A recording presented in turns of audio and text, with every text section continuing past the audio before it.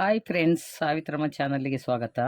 ಇವತ್ತಿನ ವಿಡಿಯೋದಲ್ಲಿ ಎಲ್ಲರೂ ಇಷ್ಟಪಟ್ಟು ತಿನ್ನುವಂಥ ಕಲರ್ಫುಲ್ ಹಣ್ಣು ಹಲಸಿನ ಹಣ್ಣಿನ ಸೇವನೆಯಿಂದ ನಮ್ಮ ದೇಹಕ್ಕೆ ಆಗುವ ಮತ್ತು ರೋಗಗಳನ್ನು ತಡೆಗಟ್ಟುವ ಶಕ್ತಿಯನ್ನು ಹೇಗೆ ನೀಡುತ್ತದೆ ಎಂಬುದನ್ನು ಇವತ್ತಿನ ವಿಡಿಯೋದಲ್ಲಿ ತಿಳಿಸ್ತೀನಿ. ಪೂರ್ತಿಯಾಗಿ ನೋಡಿ. ಹಲಸಿನ ಹಣ್ಣು ಇದು ನೋಡಲು ಮೇಲ್ಭಾಗ ಒರಟಾಗಿದ್ದು ಹಣ್ಣಿನ ಒಳಭಾಗದಲ್ಲಿ ಬಣ್ಣಗಳಿಂದ ಕೂಡಿದ ರುಚಿಯಲ್ಲಂತೂ ಮೇಲ್ಗೈ. ಅದರ ಸುವಾಸನೆಗೆ ಎಲ್ಲರೂ ತಿನ್ನಲು ಬಯಸುವರು. ಈ ಹಣ್ಣು ದಕ್ಷಿಣ ಭಾರತದಲ್ಲಿ ಸಾಂಪ್ರದಾಯಿಕ ಹಣ್ಣು. ಇದರಿಂದ ರುಚಿಕರ ಖಾದ್ಯಗಳನ್ನು ತಯಾರಿಸುತ್ತಾರೆ. ಇದು ಅಷ್ಟೇ ಅಲ್ಲದೆ ಇದು ನಮ್ಮ ದೇಹಕ್ಕೆ ಖನಿಜಾಂಶಗಳನ್ನು ಒದಗಿಸುವ ಗುಣವನ್ನು ಸಹ ಹೊಂದಿರುತ್ತದೆ. ಹಲಸಿನ ಹಣ್ಣಿನಲ್ಲಿ vitamin B, vitamin C, magnesium, potassium, niacin, folate ಮತ್ತು ರೈಬೋಫ್ಲಾವಿನ್ ಅಧಿಕವಾಗಿದ್ದು ಇದರ ಸೇವನೆಯಿಂದ ನಮ್ಮ ದೇಹದಲ್ಲಿ ಏನೆಲ್ಲ ಭಾಗಗಳಿಗೆ ಪ್ರಯೋಜನಕಾರಿಯಾಗಿದೆ ಎಂಬುದನ್ನು ಈ ದಿನ ತಿಳಿಸ್ತೀನಿ ನೋಡಿ. ಹಲಸಿನ ಹಣ್ಣಿನಲ್ಲಿ ರೋಗ ನಿರೋಧಕ ಶಕ್ತಿಯಿಂದ ತುಂಬಿರುತ್ತದೆ. ಇದು ಪ್ರತಿಕಾರಕ ವ್ಯವಸ್ಥೆಯನ್ನು ನೈಸರ್ಗಿಕವಾಗಿ ಬಲಪಡಿಸುತ್ತದೆ. ವಿಟಮಿನ್ ಎ ಮತ್ತು ಸಿ ಸಮೃದ್ಧವಾಗಿ ಇರುವುದರಿಂದ ಇದು ದೇಹಕ್ಕೆ ಬರುವ ರೋಗಗಳನ್ನು ತಡೆಗಟ್ಟುವ ಶಕ್ತಿಯನ್ನು ಹೊಂದಿದೆ. ಹಲಸಿನ ಹಣ್ಣಿನಲ್ಲಿ ಪೊಟ್ಯಾಸಿಯಂ ಸಮೃದ್ಧವಾಗಿದ್ದು ಪೊಟ್ಯಾಸಿಯಂ ಸೋಡಿಯಂ ಅಧಿಕವಾಗಿ ಇರುವುದರಿಂದ ಪ್ರತಿರೋಧಿಸುವ ಮೂಲಕ ರಕ್ತನಾಳಗಳ ಗೋಡೆಗಳಲ್ಲಿನ ಒತ್ತಡವನ್ನು ಕಡಿಮೆ ಮಾಡುತ್ತದೆ.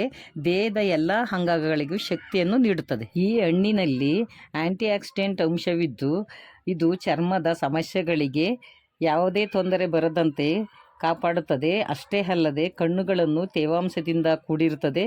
ಕಣ್ಣಿಗೆ ಬರುವ ತೊಂದರೆಗಳನ್ನು ಹಲಸಿನ ಹಣ್ಣಿನಲ್ಲಿ ಫ್ಲೇವನಾಯ್ಡ್ಸ್ಗಳು, ಸಫನಿನ್ಗಳು ಮತ್ತು ಟ್ಯಾನಿನ್ನಂತಹ ಫೈಟೋಕೆಮಿಕಲ್ ಉತ್ಕರ್ಷಣ ನಿರೋಧಕ ಗುಣಲಕ್ಷಣಗಳನ್ನು ಹೊಂದಿದ್ದು ಅದು ಕ್ಯಾನ್ಸರ್ ರೋಗಗಳನ್ನು ತಡೆಗಟ್ಟುತ್ತದೆ. ಇದು ನಮ್ಮ ದೇಹವನ್ನು ರಕ್ಷಿಸುವ ಸ್ವತಂತ್ರ ರ್ಯಾಡಿಕಲ್ಗಳಾಗಿ ಪರಿಣಾಮಕಾರಿಯಾಗಿ ಎದುರಿಸುತ್ತದೆ.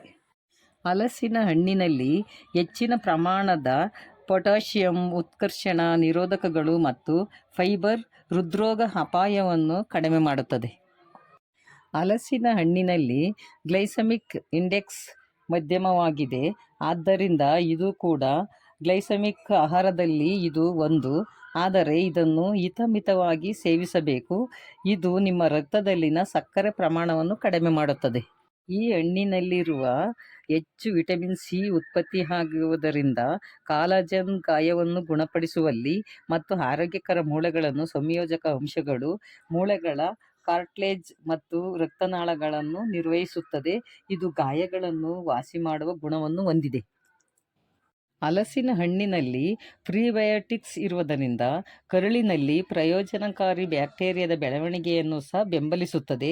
ಹಲಸಿನ ಹಣ್ಣಿನ ಸೇವನೆಯಿಂದ ಮಲಬದ್ಧತೆ ನಿವಾರಣೆಯಾಗುತ್ತದೆ. ಹಲಸಿನ ಹಣ್ಣು ಉತ್ಕರ್ಷಣ ನಿರೋಧಕ ಹಾಗೂ ನಂಜು ನಿರೋಧಕ, ಆಲ್ಪರೇಟಿವ್ ಮತ್ತು ಉರಿಯೂತ ತಡೆಗಟ್ಟುವ ಗುಣಲಕ್ಷಣಗಳನ್ನು ಹೊಂದಿದೆ. ಹೊಟ್ಟೆಯ ಹುಣ್ಣಿನ ನಿವಾರಣೆಯನ್ನು ಸಹ ಮಾಡುವ ಗುಣವನ್ನು ಹೊಂದಿದೆ. ಈ ಹಲಸಿನ ಹಣ್ಣಿನ ಸೇವನೆಯಿಂದ ಚರ್ಮವನ್ನು ನಯವಾಗಿ ಇಡುತ್ತದೆ ಹಾಗೂ ವಯಸ್ಸು ಯಂಗಾಗಿ ಕಾಣುವಂತೆ ಮಾಡುತ್ತದೆ. ಜೊತೆಗೆ ಮುಖದ ಸೌಂದರ್ಯ ಹೆಚ್ಚಿಸುತ್ತದೆ. ಹಲಸಿನ ಹಣ್ಣಿನ ಸೇವನೆ DNA ಡ್ಯಾಮೇಜನ್ನು ಕಡಿಮೆ ಮಾಡುತ್ತದೆ.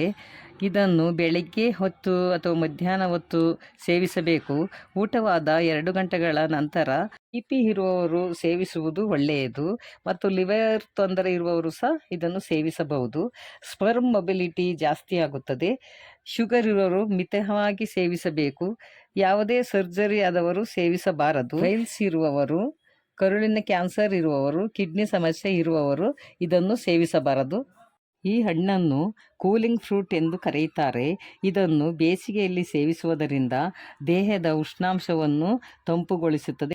ಇದೇ ರೀತಿ ಹೆಚ್ಚಿನ ಮಾಹಿತಿ ಇರುವ ವಿಡಿಯೋಗಳಿಗೋಸ್ಕರ ಸಾವಿತ್ರಮ್ಮ ಚಾನಲನ್ನು ಲೈಕ್ ಮಾಡಿ, ಶೇರ್ ಮಾಡಿ, ತಪ್ಪದೆ ಸಬ್ಸ್ಕ್ರೈಬ್ ಮಾಡೋದನ್ನು ಮರಿಬೇಡಿ. Thank you.